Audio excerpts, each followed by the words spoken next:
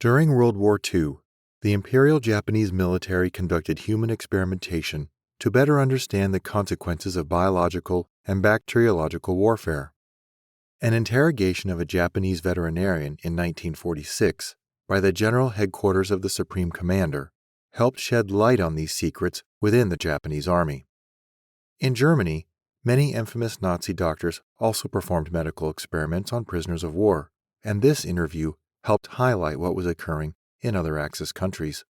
Japanese military doctors oversaw numerous medical experiments on human subjects, and the interviewee's position within the military gave him a unique insight into the situation. Takeshi Kino, a Japanese veterinarian and professor, was interrogated about his time spent working at the army stables in Japanese-occupied Manchuria.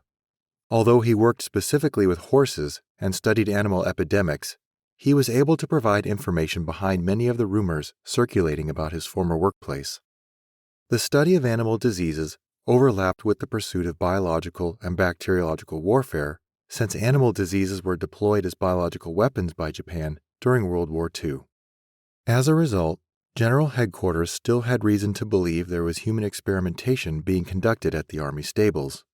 Kino was specifically asked about a disease found primarily in horses called glanders, because both soldiers and civilians had been infected by it at various times during the war. While Kino was never explicitly told about, nor did he witness actual human experimentation, he spoke about dead bodies transported to and from the stables he knew could not have been horses. When questioned about who these victims might have been, he believed that the human guinea pigs were Soviet prisoners of war. During his interrogation, Kino also suggested that the POWs he believed were victims of human experimentation in the army stables came from Soviet-Japanese fighting prior to the Second World War.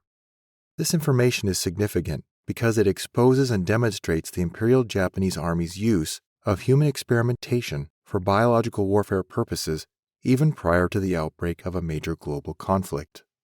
While Nazi medical experiments on Jews, POWs, and whomever else they deemed undesirable or expendable is well documented, they were not the only military experimenting on humans to study biological and bacteriological warfare.